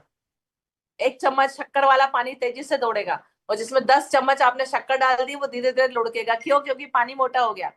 ऐसे ही हमारे खून में अगर 1 चम्मच शक्कर है, मतलब 90 से 100 मिलीग्राम, पर डेसिमल। तो वो हमारा ब्लड पूरे शरीर में दौड़ेगा, ब्लड सर्कुलेशन बढ़ाएगा, ऑक्सीजन पहुंचाएगा, पानी पहुंचाएगा, अच्छे अच्छे न्यूट्रिशन पहुंचाएगा। और उसमें 10 चम्मच शक्कर मिली है, मतलब शुगर 200 250 300 हो गई, तो बेचारा धीरे धीरे धीरे लुढ़केगा, चलेगा। शरीर के हर अंग में ब्लड सर्कुलेशन हो ही पाए, लोगों को आंखों से कम दिखने लगता, किडनी खराब होने लगती है, हार्ट में स्वेलिंग आ जाती है, लीवर खराब होने लगते हैं, लीवर पे सूजन आ जाती है, ये सब शुगर बढ़ने से होता है। तो हमारे खाने पीने पे कंट्रोल रखो, पंछियों जैसे खाओ, सुबह एक बार 8 के पहले खा लो, सॉरी, सुबह 8 बजे के पहले कुछ मत खाओ, 8 बजे के बाद जो खाना खाओ, और शाम को 6 बजे के बाद खाना बंद कर दो, पानी का डोज कंप्लीट कर लो, 9-10 बजे से चालू करो, 1 घंटा 1 घंटा 1 घंटा 1 घंटा 1 घंटा, 6 बजे के बाद पानी बंद कर दो। फिर हम इस अल्कलाइन वाटर पे अगर आते हैं, जो कैंगन वाटर है, ये तो ट्रिमेंडस है, इसके तो आप लाभ हम गिना नहीं सकते। क्या होता है कि देखो शरीर कितना इंटेलिजेंट है, हमारे जो स्किन है ना, इसमें भी रोम छिद्र है, और जो हमारी सिंगल सेल होती है ना, उसमें भी 500 छिद्र होते हैं, 500 गेट होते हैं, एक्वापोरिंग गेट, गेट होते हैं जिसके अंदर से पानी, न्यूट्रिशन, सारा सामान जाता है। लेकिन बॉडी कितनी इंटेलिजेंट है, एक बूंद भी कहीं से पानी बाहर नहीं निकलता है। लीकिंग कहाँ होती है शरीर में, कि जैसे नल लीक हो गया, घर में पानी लीक हो गया 66, हमारे शरीर से कहाँ लीकिंग होती है? हाँ, आप बहुत ज्यादा मेहनत करोगे, बहुत ज्यादा मेहनत करोगे, पसीना बहाओगे, तो पसीना निकलेगा, लेकिन उस पसीना, वो पसीना निकलना ना किडनी का वर्क करता है। हमारे शरीर में 3 किडनी होती है, 2 किडनी तो हमारे शरीर में लेफ्ट राइट है, तीसरी किडनी हमारी स्किन है, जो हमारे शरीर की गंदगी को पसीने के रूप में निकालती है। तो पसीने के रूप में निकलती है, लेकिन ऐसा कभी पानी नहीं बहता जो हम पीते हैं। तो पानी पीने से जो हमारे 500 एक्वा, जो 500 छेद है हमारी सेल्स के, उसकी रिक्वायरमेंट कंप्लीट होती है। जब पानी जाता है अंदर, पानी में H2O, हाइड्रोजन ऑक्सीजन दोनों होते हैं। पानी जब हमारी सेल में जाता है, एक सेल की छोटी सी प्रोसेस बताती हूँ कि एनर्जी कैसे बनती है। हमने खाना खाया, ग्लूकोज बना, ग्लूकोज हमारी इंटेस्टाइन में गया, इंटेस्टाइन में ऐसी ऐसी विलाई होती है, विलाई ने एब्जॉर्ब किया ग्लूकोज को, न्यूट्रिशन को छांटा, कौन सा अच्छा है वो सेल के अंदर डालना है उसको, कौन सा खराब है उसको यूरिन में, किडनी में भेज दिया, वो यूरिन से निकल गया, इंटेस्टाइन में भेज दिया, मोशन से, स्टूल से निकल गया। लेकिन जो सेल्स होती है, सेल्स के अंदर जब ग्लूकोज जाता है, तो ग्लूकोज को जलने के लिए ऑक्सीजन, हाइड्रोजन सब चाहिए। तो अच्छे से पानी पियेंगे, रिहाइड्रेशन होगा, तो वो ग्लूकोज बर्न होकर एनर्जी निकलेगी। वो एनर्जी निकलती है ना, उस एनर्जी से हम चलना फिरना, खाना, हार्ट, लंग, हमारा पूरा शरीर, पूरा वर्क उस फंक्शन होता है। लेकिन क्या होता है कि अब देखो, ग्लूकोज भी है, H2O भी है, ऑक्सीजन भी है, लेकिन माचिस, उसको नहीं है। स्पार्क तो चाहिए, इग्निशन तो चाहिए। माचिस, माचिस क्या होती है? कोई बर्न करेगा, जलाएगा, जब तक ग्लूकोज जलेगा, तब तो ऑक्सीजन, ऑक्सीजन भी है, ग्लूकोज भी है, जलेगा कैसे, बर्न कैसे होगा? तो बर्न होने के लिए एक पहरेदार है हमारे पास, बहुत बड़ा पहरेदार है, वो हमारे गले में है, उसको बोलते हैं थायराइड। थायराइड हो गया, थायराइड हो गया, थायराइड हो गया, अरे थायराइड बहुत सिंपल चीज है, आप अपना खान पान सुधार ले, प्रकृति के साथ रहे, यो ही थायराइड ठीक हो जाता है। तो वो जो थायराइड में T3 होता है ना, T3 इज द माचिस, इग्निशन, वो माचिस है। उसको जब T3 जाता है सेल के अंदर, तो जाता है तो इग्निशन होता है, वहां स्पार्क होता है, T3 के जाने से, स्पार्क होने से ग्लूकोज में वो ऑक्सीजन रिएक्शन करता है और बर्न होता है, एनर्जी निकलती, उस एनर्जी से हमारा शरीर चलता है। एनर्जी तो निकल गई, लेकिन एक चीज और बता दूं, कि सेल में जब ग्लूकोज बर्न होता है तो फ्री रेडिकल्स भी निकलते हैं, फ्री रेडिकल्स। तो वो जो फ्री रेडिकल्स होते हैं ना, वो जैसे कालीन बिछाओ, उसमें आपने कहीं अग्नि लगी और अग्नि की जो वो निकलती ना, चिंगारी, चिंगारी कालीन पे गिर गई तो काले काले काले धब्बे पड़ जाते हैं ना। तो वैसा ही फ्री रेडिकल्स हमारी बॉडी में, सेल में से निकलते हैं जब ग्लूकोज बर्न होता है। तो वो फ्री रेडिकल्स निकले ना, वो फ्री रेडिकल्स की संख्या ज्यादा हुई ना, तो बीमारी का घर है वो। तो उस फ्री रेडिकल्स को कम कैसे करें? बहुत अच्छा पानी पिएंगे तो कम होंगे, वो कम निकलेंगे। ये पानी का गुण है। जो पानी कैंगन वाटर में जब वो एक जाता है ना, अल्कलाइन वाटर, तो सेल बहुत खुश हो जाती है, और ये फ्री रेडिकल्स की मात्रा हमारे शरीर में कम हो जाती है। फ्री रेडिकल्स की मात्रा खत्म हुई तो हमारी, और वो जो ऑक्सीडेशन कैपेसिटी होती है, मतलब ऑक्सीडाइज होने की कैपेसिटी, एक लिमिट तक ऑक्सीजन ठीक है, ज्यादा ऑक्सीजन भी नुकसान करती है। तो हमारी एज 40 की है तो 30 की दिखने लगती है, 50 की है तो हम 40 की दिखने लगते हैं, और हम यंग होने लगते हैं, हमारा शरीर बहुत अच्छा होने, क्योंकि रिहाइड्रेशन होता है। तो ये मैंने बहुत सारी बातें आपको बताई यहाँ पर। फिर क्या होता है कि विटामिन डी की किसी को डेफिशिएंसी है, तो विटामिन डी की डेफिशिएंसी से भी शरीर में सूजन आती है। उसके बाद में इसमें है, हाँ, और इसको हम कम कैसे करें? तो कम करने के लिए मैंने बोला, आप अनाज कम से कम गेहूं तो बहुत ही बेकार है, आप भले ज्वार, बाजरा, मक्का, मिलेट्स आजकल चलते हैं वो यूज करो। और सबसे अच्छा पुराने जमाने में हमारे यहाँ चलता था बाजरा, ज्वार, बाजरा गर्मी में ज्वार गर्मी में खाते थे और बाजरा ठंड में खाते थे। तो ये हमारे देश में चलता था। पर 50 साल पहले अमेरिका ने फ्री में वो भेज के, गेहूं भेज के पूरे देश को बर्बाद कर दिया। जब से 50 साल से गेहूं आया, जब से लोग ज्यादा बीमार पड़ने लगे, ओबेसिटी बढ़ गई, वजन बढ़ने लगा, डायबिटीज हो गई, हाइपरटेंशन होने लगा। तो गेहूं से थोड़ा दूर रहने की कोशिश करो आप। ठीक है। अच्छा, दूसरा है कि हम अब हमें सूजन कैसे कम करें। तो गेहूं को छोड़ दो, दवाइयों का कम से कम उपयोग करो, अपने आप को प्रकृति के साथ रखो। एक बहुत बड़ी चीज बताती हूँ, वो होती है धरती माता। रोज कोशिश करो कि धरती माता पर चलो, आप पैदल चलो। आजकल इतना ज्यादा फैशन है चप्पल पहनने का कि जो नई नई लड़कियां आजकल, बहुएं बेटियां नई नई है, वो बिना चप्पल के घर में नहीं घूमती, बिना चप्पल के किचन में नहीं रहती, कुछ तो किचन में खाना भी चप्पल पहन के बनाती। अरे माँ अन्नपूर्णा का भोग बना रहे हो आप किचन में, पूरे घर को आप, भगवान को भोग लगता है, और चप्पल पहन के तो कई लोग खाना बनाते हैं किचन में। कभी भी किचन में चप्पल है, किचन को, और किचन शब्द भी नहीं बोलना चाहिए, मतलब चौका बोलना चाहिए, रसोई घर बोलना चाहिए। रसोई घर में चप्पल पहन के तो जाना ही नहीं चाहिए। इसका एक छोटा सा आपको एग्जाम्पल और देती हूँ मैं भी, फिर आपको टाटा नमक का मुझे याद दिलाना, वो भी एग्जाम मुझे बताना है। तो मैं आपको एक एग्जाम्पल देती हूँ रसोई घर का। एक बहुत सुंदर, मैंने इसमें पोस्ट पढ़ी थी कि एक 3 4 एक फैमिली थी, वो किसी दूसरी फैमिली के घर गई। वहां कुछ महात्मा भी आए थे। तो वो सब लोग, उनका जो ड्राइंग रूम था, वहां पर वो सब लोग बैठे। अब बैठे तो जो घर का मालिक था ना, उसने आवाज दी, अरे राम, जरा जगन्नाथपुरी से मेरा मोबाइल लाना जरा। उन्होंने कहा, "ए, जगन्नाथपुरी कहाँ से आ गई? जगन्नाथपुरी से मेरा मोबाइल लाना और द्वारकापुरी में दे जाना।" उसे बड़ा आश्चर्य हुआ, भैया ये कौन से नाम है? तो उनका जो ड्राइंग रूम था ना, बैठने का कक्ष, उसमें उसका नाम था, बैठने का कक्ष का नाम था द्वारकापुरी, जहाँ सारे लोग बैठ के मीटिंग कर रहे थे। और मेरा मोबाइल लाना जरा जगन्नाथपुरी से। जगन्नाथपुरी उनके रसोई घर का नाम था। रसोई घर के वाह। सामने नेम प्लेट लगी थी कि द्वारकापुरी। फिर उनने उनके अब उनकी उत्सुकता बढ़ी, दूसरी जगह देखो। तो उन्हें दूसरी जगह देखी तो कमरों में लिखा था रंगनाथपुर, रंगनाथपुर, रंगनाथपुरी, मतलब शयन कक्ष का नाम था। तो इतने सुंदर सुंदर नाम थे उनके घर के कक्षों के कि जो इंसान उनके घर आए तो वो देख के दंग हो गया कि ऐसे नाम होना चाहिए घर के। फिर वो स्विमिंग, उनके यहाँ स्विमिंग पूल भी था। बहुत बड़े लोग थे लेकिन बहुत धार्मिक और बहुत अच्छे। स्विमिंग पूल था, तो स्विमिंग पूल का नाम सुन के तो दंग ही रह गया। श्री यमुना जी धाम, श्री यमुना जी धाम, क्या नाम रखा उनने स्विमिंग पूल का। तो धन्य हो गए देखने वाले। तो ऐसे ऐसे लोग हमारे देश में, जिनके बारे में हमें पता भी नहीं होता कि लोग कितने धार्मिक, कितने सात्विक, कितने सनातनी, कितने पावरफुल होते हैं। तो हम सबको इनसे छोटी छोटी टिप्स जो आज मिल रही है, कॉपी बनाएं, नोट करें, इन सब चीजों को अपने घर में उतारें। अपने रसोई घर का सुंदर सा नाम रखे भगवान के ऊपर, बोले। तो उनने पूछा कि आपने फिर उन्हें, उसको बहुत उत्सुकता है कि भाई आपने ये ऐसा नाम क्यों रखे अपने सब कक्षों के। तो बोलता है कि भाई, इसके बहाने भगवान के नाम मुंह से निकलते दिन भर। द्वारकापुरी निकलता, जगन्नाथपुरी निकलता, रंगनाथ जी निकलता, जमुना जी निकलता, सबके नाम तो निकलते हैं। तो सोचो कि कितनी अच्छी बात है। ये मुझे बहुत अच्छी बात लगी उन लोगों की। तो इसके बाद मैं आपको बताती हूँ कि जमीन के बारे में बता दी, जो हमारा मदर अर्थ होता है, मिट्टी पे, जमीन पे रहना। तो आजकल एक और सिस्टम बता दूं मैं आपको। नमक की बात मुझे याद देना, बहुत अच्छा एग्जाम्पल है वो भी। और मैं आपको बताती हूँ, आजकल लोग बच्चों को लेके, सैटरडे संडे होता था ना, मॉल जाना है, मॉल जाना है, बड़े बड़े मॉल जाना है, बड़ा मॉल का क्रेज है। अरे बच्चों को लेके गार्डन में जाओ, बच्चों को लेके धरती माता पे जाओ, जंगल में जाओ, प्राकृतिक जगह में जाओ। बच्चों को नंगे पैर चलना सिखाओ, बच्चों को मिट्टी में खेलना सिखाओ, बच्चों को रेत पे खेलना सिखाओ, बच्चों को पेड़ों से लिपटना, पेड़ों को प्यार करना सिखाओ। पेड़ों का जो वोल्टेज होता है ना, 0 वोल्ट होता है। 0 वोल्ट होता है पेड़ पौधों का। जैसे ही आप लिपटोगे, अपने क्या, आपके शरीर का 0 वोल्ट हो जाएगा। और जो धरती माता का 0 वोल्टेज, 0 वोल्ट होती है धरती माता। जीरो, जैसे आप पाँव रखते हो, 10 सेकंड में आपके शरीर का वोल्टेज 0 हो जाता। और जैसे ही 10 सेकंड में आपके शरीर का वोल्टेज 0 हो जाता ना, धरती माता से इलेक्ट्रॉन आने लगते, इलेक्ट्रॉन आने लगते, इलेक्ट्रॉन। इन इलेक्ट्रॉन की डेफिशिएंसी से हमारे शरीर में दर्द होता है।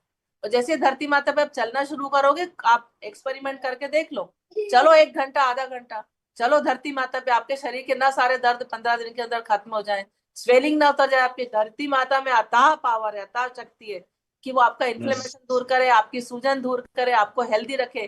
तो 0 वोल्ट में धरती माता के ऊपर नंगे पे चलने की आदत डालिए। चप्पल तो सबसे खराब चीज है दुनिया की। लोग जरा सा निकलते, चप्पल पहले पैर में डालेंगे। मेरा तो ऐसा हो गया आजकल, दूसरों के लिए काम कर करके मैं चप्पल ही पहनना भूल जाती, मुझे याद ही नहीं रहता। फिर मुझे याद आती है यार अस्पताल में हूँ, कहीं अस्पताल में कोई खराब सी जगह भी रहती है, तो कोई ऐसा नहीं हो कि इन्फेक्शन से बचने के लिए कभी कभी पहनना जरूरी। मुझे तो चप्पल की भी याद नहीं रहती। मेरा गार्डन बना हुआ है, जिस मैंने तो प्राकृतिक क्लासेस चालू कर दी। मेरे गार्डन में आओ, मिट्टी डली है, रेत डली है, पेड़ पौधे लगे, खूब घूमो वहां पर और अपने आप को हेल्दी करो। ये सारा काम मैंने मरीजों के साथ शुरू कर दिया, मेरे मरीज बड़े खुश हैं। आज का वीडियो बड़ा प्यारा बना है। मैंने 3 लोगों को भर्ती किया इस पानी के लिए और प्रकृति के साथ रहने के लिए। उसके साथ 6 लोग और आ गए, वो टोटल 9 हो गए। एक कमरे में एक, तो एक कमरे में 2-3 और जैसे ही वो लोग ये ध्यान योगा प्राणायाम में मेरी क्लासेस के बारे में सुनते हैं ना, अब देखना कल उनके घर से 10 लोग आ जाएंगे। मैडम तुम कुछ करो कि मत करो, हमको अब तुम्हारी क्लास अटेंड करने दो। और गांव के सीधे साधे सिंपल ऐसे भोले भाले अच्छे लोग कि मैं क्या बताऊं, उनके साथ में ऐसा दिल खुश हो जाता। कोई दिखावा नहीं, कुछ नहीं, इतने प्यारे लोग। फिर एक लेडी आज मेरे से बोली, मैडम मैं तो दिन भर खेत में नंगे पैर चलती हूँ। मैंने कहा बहुत अच्छी बात है, चप्पल पहन के चलना ही मत, नंगे पैर चलना। बोले आप तो बिल्कुल ही नहीं पहनूंगी। तो ये इतनी अच्छी बात है।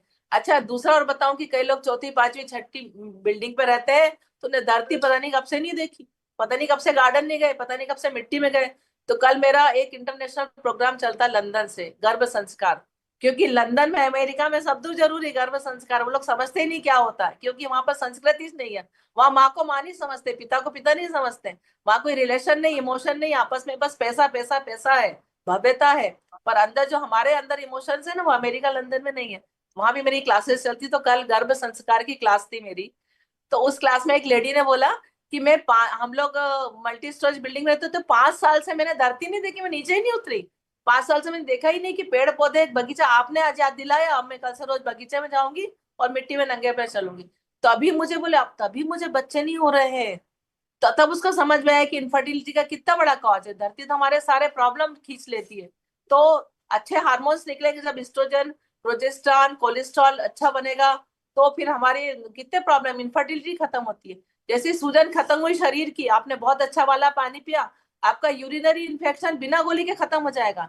जैसे ही आपने अच्छा वाला पानी पिया 1-1 घंटे में कैंगन वाटर, आपका गले का थ्रोट इन्फेक्शन खत्म हो जाएगा। जैसे ही आपने अच्छा पानी पिया, वैसे ही आपका यूरिन इन्फेक्शन, आपका अस्थमा ठीक हो जाएगा। आप देखिए इसको एक्सपेरिमेंट करके, अस्थमा ठीक हो जाएगा। आपका इंटेस्टाइन का इन्फ्लेमेशन ठीक हो जाएगा। एक होता है irritable bowel syndrome, IBS. Irritable bowel syndrome में मेडिकल में कोई दवाई नहीं है, वो ठीक होता है कैंगन वाटर पीने से। और सोरियसिस, सोरियसिस का मेडिकल वाले हाथ जोड़ लेते हैं, भाई कोई दवाई नहीं कि सोरियसिस। आप सोरियसिस ऐसी स्किन की बीमारी होती है, इसका कोई इलाज नहीं, वो ऑटोइम्यून डिजीज बोलते हैं, है ना। उस तो ऑटोइम्यून डिजीज ठीक ही नहीं होती, लेकिन इस पानी में इतना दम है कि ये उसको ठीक कर सकते। क्यों? क्योंकि एक एक पोर्स में जा रहा है, एक एक सेल्स में जा रहा है, एक एक सेल्स में जाके काम कर रहा है। अणु परमाणु बहुत छोटे पतले हैं इसके, ये कहीं भी घुस जाते हैं, कहीं भी घुस के काम कर लेते हैं। ब्रेन को रिहाइड्रेट लगता है, स्मरण शक्ति बढ़ जाती है। आप देखिए तो सही कि क्या क्या फायदा करता है। अब नमक का थोड़ा सा बता देती हूँ। धरती का जीरो वोल्टेज तो आप देखिए, पेड़ों के साथ रहिए, प्रकृति के साथ रखिए। एक कोलंबिया में एक स्टडी हुई थी, कोलंबिया मेडिकल कॉलेज की स्टडी आई थी। तो 25 लोगों को उनने शहर में एक होटल में बंद कर दिया, और 25 लोगों को जंगल में छोड़ा है, और टेंट बना दिए, और उनसे मोबाइल ले लिया 7 दिन के लिए। मोबाइल भी नहीं मिलेगा, उसको बोलते हैं डिजिटल डिटॉक्स। 7 दिन में हम सभी को एक दिन डिजिटल डिटॉक्स, मतलब आज हम मोबाइल नहीं छुए, और मोबाइल छुएंगे एक दिन हाँ बिल्कुल नहीं। तो डिजिटल डिटॉक्स मतलब दूर। और जैसे रात में हम लोग सोते हैं, तो एक आदत डालिए आज से कि कमरे के बाहर रहे मोबाइल, कमरे में ले ही ना जाए सोने के कमरे, है ना। तो वो कोलंबिया के लोगों का क्या किया, जो 25 लोगों को जंगल में छोड़ दिया 7 दिन के लिए, वो सारे पेशेंट डायबिटीज और हाइपरटेंशन के थे। 25 इधर 25 उधर, 25 होटल में सारी सुख सुविधा दी उनको, और 25 जंगल में टेंट लगा दिए। वहीं चूल्हे पे खाना बनाओ, लकड़ियों पे खाना बनाओ, और वहीं खाओ पियो रहो। 7 दिन बाद दोनों को मेडिकल कॉलेज में लाया गया, दोनों का ब्लड प्रेशर और शुगर की जांच की गई। तो जो 25 होटल में थे ना, उनका तो ना ब्लड प्रेशर कम हुआ ना शुगर कम हुई। लेकिन जो 25 जंगल से आए थे ना टेंट में रह के, उन सब के बीपी नॉर्मल हो गए, उन सबकी शुगर कंट्रोल हो गई। तो प्रकृति में कितनी शक्ति है, कितना पावर है। ये 24 घंटे हम लाइट बिजली इलेक्ट्रिसिटी से घिरे रहते हैं, तो कितना हमारे शरीर को दिमाग को नुकसान होता होगा। तो इनसे दूर रहने की कोशिश करिए, जिसके घर में जगह है। एक लास्ट में थोड़ी सी एक बात और बोलूंगी, फिर आपके क्वेश्चन लूंगी। जिसके घर में जगह है, जिसके पास खेत है, जिसके पास खलियान है, जिसके पास भी पॉसिबिलिटी है, उसको आज के जमाने में मिट्टी का घर, मिट्टी का एक कमरा जरूर बनाना चाहिए, जरूर। ऊपर कवेलू, कवेलू आते, कवेलू पुराने समय में रखते थे, जरूर रखना चाहिए। मिट्टी के दीवार बनाओ। ये जो मोबाइल है ना मेरा, वो कहाँ गया, वो दिखाना, गोबर वाला। मैंने गोबर का स्टैंड बना रखा है। मेरे जो मोबाइल है, मैं मैक्सिमम गोबर वाला स्टैंड दे, मैं मैक्सिमम स्पीकर पे बात करती हूँ, इसको बहुत दूर रखती हूँ, पर्स में रखती हूँ। और मैंने ऐसे 50 से 100 गोबर के स्टैंड बनवाए हैं। गोबर इतना पावरफुल होता है कि गोबर में आप स्टैंड को रख दो, ये गोबर इसका रेडिएशन एब्जॉर्ब कर लेगा और आपके घर में आपको नुकसान नहीं होने देगा। ऐसे गोबर के स्टैंड यूज करिए, तो रेडिएशन से आप भी बचिए, बच्चों को बचाइए। देखिए इसका रिजल्ट भी बहुत जबरदस्त है। ये गोबर का है मेरे पास, तो खैर सुबह से शाम हो जाएगी, इतनी सारी चीजें हैं। तो एक नमक का बताती हूँ आपको लास्ट में, कि एक बार मैं बॉम्बे गई थी, तो वहां मुझे टाटा फैक्ट्री है जो नमक की, उसके वो मिले मुझे, मैनेजिंग डायरेक्टर, बहुत बड़ी पोस्ट पे थे टाटा नमक के। तो वो जो बहुत बड़ी पोस्ट पे थे, तो उनसे मेरी बातचीत चल रही थी। बोले मैडम टाटा नमक तो नहीं, मैंने कहा आप तो टाटा के वो मैनेजिंग डायरेक्टर, आप बुराई कैसे कर रहे हो? अरे मैडम, एक दिन मैंने फैक्ट्री में निकलते हुए देख लिया, कुछ प्रोडक्ट बना रहे थे हमारे फैक्ट्री वाले। तो प्रोडक्ट बनाते बनाते एक जगह से कुछ सफेद सफेद चीज निकल के ढेर लग गई, मतलब उसका बाई प्रोडक्ट। तो वो जो बाई प्रोडक्ट निकला ना, तो वो बाई प्रोडक्ट जो निकला वो नमक जैसा दिख रहा था। तुमने उसको चख के देखा, दिखाया, तो वो नमक जैसा टेस्ट आया। तो तब से टाटा नमक वाले उस जो उनका बाय बाय प्रोडक्ट निकला था, उसको थैलियों में नमक की तरह भर के बेचते, वो असली नमक है ही नहीं। तभी तो हम इतने बीमार पड़ते हैं, ब्लड प्रेशर बढ़ता है, एसिडिटी होती है, गैस होता है, क्या क्या चीजें हमको होती है। तो अपने आप को हेल्दी रखिए, प्रसन्न रखिए, स्वस्थ रखिए। और विटामिन डी, हाँ विटामिन डी के बाद बताते हो आपको, विटामिन डी जो है फ्री में मिलता है हमारे देश में। फ्री में मिलता है विटामिन डी। 10 मिनट रोज धूप में बैठिए, 20 मिनट बैठिए, 25 मिनट बैठिए, घी पीजिए सुबह। एक एक्सपेरिमेंट करके देखो, 1 महीना सुबह से सो के उठो, 4 चम्मच घी, जो मैंने बताया था कैसे बनाना, 4 नहीं पीते मैंने, 2 पी लो, लेकिन 3-4 चम्मच का रिजल्ट अच्छा। उस पे एक पीडियाटिशियन है, बहुत बड़े पीडियाटिशियन का रिसर्च चल रहा है, कि 4 चम्मच सुबह से सो के उठो, 4 चम्मच घी पियो, और धूप में चले जाओ, आधा घंटा धूप में बैठो, यहाँ पे धूप लगने दो। तो वो घी से बहुत अच्छा वाला कोलेस्ट्रॉल बनेगा, गुड कोलेस्ट्रॉल।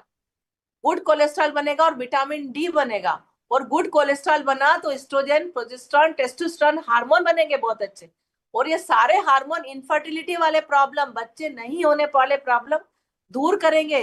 लड़कियां वो चिड़चिड़ी होती है तो वो शांत रहने लगेंगी। महिलाओं को मिनोपाजल या कुछ भी एमसी से रिलेटेड प्रॉब्लम है, पोस्ट मिनोपाजल जो महिलाएं जिनका एमसी चला गया, सबको विटामिन डी मिलेगा, सबके शरीर में अच्छा हार्मोन्स बनेंगे, सब हैप्पी रहेंगे, खुश रहेंगे। तो विटामिन डी के लिए, अच्छा हमें तो टाइम नहीं मिलता, हम धूप में कैसे बैठे? अरे सब्जी काट लो धूप में बैठ के, पेपर पढ़ लो, चाय पी लो, सब्जी काट लो, घर का कुछ कोई भी बिनने चुनने का काम कर लो, पर धूप में तो बैठो। किसी भी बाहर जाके धूप में बैठो, पूरा परिवार बैठ के धूप में ही चाय पियो, धूप में कुछ स्नैक्स ले लो। धूप, फ्री में विटामिन डी मिल रहा है, उसको ग्रहण करो। तो विटामिन डी लोगे तो विटामिन डी भी फ्री में मिल रहा है, कोलेस्ट्रॉल भी बहुत अच्छा बनेगा, अच्छा कोलेस्ट्रॉल, अच्छा वाला कोलेस्ट्रॉल बनेगा। तो फिर हमारे अच्छे हार्मोन्स बनेंगे, हम हैप्पी रहेंगे, बीमारियां नहीं होगी। कितने सारे प्राकृतिक तरीके हैं बीमारी दूर करने के। और बहुत अच्छा वाला कैंगन वाटर पियोगे, तो जादू जादू जादू जादू, ऐसा जादू होगा कि आप कल्पना नहीं कर हाँ, सकते। उसका एक और एग्जाम्पल देती हूँ मैं, फिर अपनी बात को समाप्त करूंगी। कि मेरे यहाँ एक लेडी आई, एक लेडी थी, डॉक्टर गौरव अग्रवाल है खंडवा में, बहुत सारे लोग जानते भी होंगे। तो डॉक्टर गौरव, बूंदी की एक लेडी थी, उसको डॉक्टर गौरव अग्रवाल ने भर्ती किया अपने हॉस्पिटल, क्योंकि उसको ना यूरिन नहीं होती थी। तो वो गई, तो डॉक्टर साहब ने नली डाल दी, यूरिन निकाल दी, घर चली गई। अब नली डाल दी, यूरिन निकाल दी, घर चली गई, घर में फिर यूरिन, फिर 2 बजे रात को लाए। तो डॉक्टर ने बोला क्या है तू चाहे? तो बोले क्या करूं डॉक्टर साहब, यूरिन होना ही बंद हो गई, होती नहीं तो मैं क्या करूं, घबराहट होती है, पेट में यूरिन भर जाएगी तो डॉक्टर साहब ने बोला मैं तेरे को ना 15 दिन भर्ती कर देता हूँ अब यहीं। उसको रोज 15 दिन भर्ती किया, एंटीबायोटिक दिए, बाटल इंजेक्शन सब लगाए, रोज नली से 8 बार पेशाब निकाले। फिर डॉक्टर ने कहा मैं तो परेशान हो गया, तू नली डाल देता हूँ, तू तेरे घर जा। अब वो नली डाल के बेचारी घर चलेगी। 15 दिन तक घर में पेशाब की थैली खाली करती रही। 15 दिन फिर आई, डॉक्टर साहब बोले हाँ अब तो अच्छी हो गई, आज नली निकाल देता हूँ, नली निकाल दी। फिर घर गई, फिर यूरिन रुक गई, मतलब ऐसा करते करते 4 महीने हो गए। आखिरी में डॉक्टर साहब ने हाथ जोड़ के बोला 8 नली तू मेरे से ले जा, वो तेरे घर ही निकाला कर पेशाब, तो अब मत आना मेरे से, मैं तेरे को ठीक नहीं कर सकता। अब ये किसी ने मेरा नाम बोला, फिर वो मेरे पास आई। तो ऐसा ऐसा प्रॉब्लम है मैडम, क्या आप ठीक कर सकते हैं? मैं कहा कर सकती हूँ बिना दवाई के। बोले क्या बात करते हो? मैंने कहा हाँ। तो मैंने कहा पर मेरे यहाँ 7 दिन भर्ती रहना पड़ेगा, मैं दूर दूर से इलाज नहीं करती। तो वो 7 दिन के लिए, अब वो बोले भर्ती तो हो जाऊं मैडम, बहुत इंटरेस्टिंग है ये वाली बात। 7 दिन भर्ती तो हो जाऊं मैडम, पर क्या बताऊं मेरे साथ बहुत मुसीबत है, मेरा पति और मेरा बच्चा। मैंने कहा क्यों, पति और बच्चे को क्या मुसीबत आ गई? बोले 8 साल का बच्चा घर में कैसे अकेला छोड़ू? मैंने कहा ले आ भाई, उसका भी हम खर्चा उठा लेंगे, खाना पीना सब देंगे। फिर बोले मेरा पति। मैंने कहा पति को क्या हो गया? बोले पति 8 दिन पहले बस से गिर गया तो रीढ़ की हड्डी टूट गई, तो वो तो चलता ही नहीं है, बिस्तर पे पड़ा हुआ। मैंने कहा उसको भी लिया। वो स्ट्रेचर से लेके आई, स्ट्रेचर से, एम्बुलेंस से, अपने गांव से, मुद्दी से मेरे पास हॉस्पिटल में लेके आई। उसको भी एक पलंग दिया, बच्चे को भी दिया, उसको भी दिया, एक रूम दे दिया, 3 पलंग दे दिए। तीनों को खिलाया पिलाया, 8 दिन खाना वाना सब मेरे घर से। और मैंने बोला कि एक स्ट्रिक्ट बात है कि पानी तुम 1 घंटा 1 घंटा 1 घंटा 1 घंटा पानी मत छोड़ना, पानी बहुत नियम से पीना। तो उसने पानी पिया, पहले दिन कुछ नहीं हुआ, पानी पिया दूसरे दिन कुछ नहीं हुआ, पानी पिया तीसरे। मैंने बोला शांति रख, इसीलिए मैंने तेरे को 7 दिन बोला, पहले तेरे शरीर में जो जहर है ना वो निकलेगा, उसके बाद ये पानी काम करेगा। चौथे दिन आई मेरे पास, बोले मैडम आज तो मुझे बूंद बूंद बूंद बूंद पेशाब अपने आप हुई। मैंने कहा अच्छा, पानी पीना छोड़ना मत, पानी पीती रहे पीती रहे पीती रहे। अगले दिन आई, चौथा दिन हो गया, पांचवें दिन है, मैडम आज तो सुबह से ऐसा फ्लो है, ऐसा फ्लो है, ऐसा फ्लो है यूरिन का कि मैं आपको क्या बताऊं। ये तो 4 महीने से ऐसी यूरिन ही है, और मेरे को नली डालना बंद हो गई मेरी। फिर 3 दिन और रही, इतनी अच्छी यूरिन, उसको नली डालने की जरूरत नहीं पड़ी, गोली दवाई लेने की जरूरत नहीं पड़ी, इतना अच्छा यूरिन का फ्लो हो गया। फिर वही लेडी अभी थोड़े दिन पहले, 1 महीने के बाद मेरे पास वापस आई, और बोले मैडम मैं इतनी अच्छी होगी, मैं आपको कितनी दुआ दूं, कितना धन्यवाद दूं कि मैं क्या बताऊं। तो हम जो कैंगन वाटर की सेलिंग करते हैं, जो बताते हैं ना, तो ये हम दुआ कमा रहे हैं, दुआ हम हमारे बच्चों के लिए कमा रहे हैं। हमको दुआ मिलती है इससे, जब किसी की तकलीफ दूर होती है ना, तो वो हृदय से हमको धन्यवाद देता है। कल तो एक आदमी आया, मैंने ये प्रोग्राम के लिए कल ही की बातें बुलाया, कोई मेरे पैर पड़ता तो मुझे शर्म भी आती है, लेकिन कब किसी के अंदर श्रद्धा होता है आप उसको रोक भी नहीं सकते। तो क्या हुआ, अचानक ऐसा होता है, वो कल आया, उसकी बेटी, उसको हम तनु के पापा, उसकी बेटी का नाम तनु है। तो तनु एक ऐसी लड़की थी, 15 साल की, सनावद में रहती, ये जानते हैं अपने, क्या नाम है इनका, दीपक। दीपक जी जानते हैं उसको, क्योंकि दीपक यहाँ से वो लोग पानी लेते हैं, थोड़े गरीब है, स्कूल में चपरासी है वो, लेकिन दिल बहुत बड़ा है उसका। 15 साल की बेटी को 1 साल से इंदौर ले जा के परेशान था, दवाई दवाई दवाई। लड़की का पेट ही नहीं बंद होता, पेट ही, उससे स्कूल जाना ही छोड़ दिया। 15 साल की लड़की ने, इतना पेट दुखता है स्कूल कैसे जाऊं। तो मैंने बोला तनु के पापा आप गरीब हो तो मैं कम पैसे ले लूंगी, पर आप मेरे हॉस्पिटल में भर्ती कर दो। तो बोले मैडम माँ बेटी, मैंने कहा माँ बेटी दोनों को 7 दिन खाना खिला दूंगी, यहीं छोड़ दो। तो 7 दिन मेरे घर माँ बेटी रही, 7 दिन खाना खिलाया, 7 दिन पानी पिलाया। उस लड़की को आज 1 महीना हो गया, इतनी अच्छी हो गई, इतनी अच्छी हो गई। तो कल उसके पापा आए थे डिमॉन्स्ट्रेशन देखने, जब ये डिमॉन्स्ट्रेशन देखा दीपक भाई का, तो बहुत खुश हुए। बहुत खुश होने के बाद जैसे सीढ़ी उतरे ना, फिर सीढ़ी से उतर के दौड़ के वापस आए। मैंने कहा कुछ भूल गए होंगे। आए तो मेरे चरणों में ऐसा पाँव पकड़ लिए, फिर ऐसा चरणों में प्रणाम किया। मैंने कहा भैया मेरे पैर क्यों पड़ रहे? बोले मैडम जितनी दुआ दूं ना उतना कम है, मेरी लड़की को आपने इतना अच्छा कर दिया। मेरी बीबी को भी डायबिटीज थी, वो भी उसके साथ साथ अच्छी हो गई, मैं आपको कैसे धन्यवाद करूं। तो कैंगन वाटर देने से हम दुआ कमाते हैं, आशीर्वाद लेते हैं दूसरों का, हमको, हमारे परिवार को। तो पैसा लोग कुलक्ष्मी भी कमाते हैं गलत तरीके से, लेकिन हम लोग कैंगन वाटर में यदि यूज करते हैं, कैंगन वाटर को किसी को समझाते, तो हम शुभ लक्ष्मी लेके आते हैं अपने घर में, ये शुभ लक्ष्मी है। थैंक यू वेरी मच, धन्यवाद।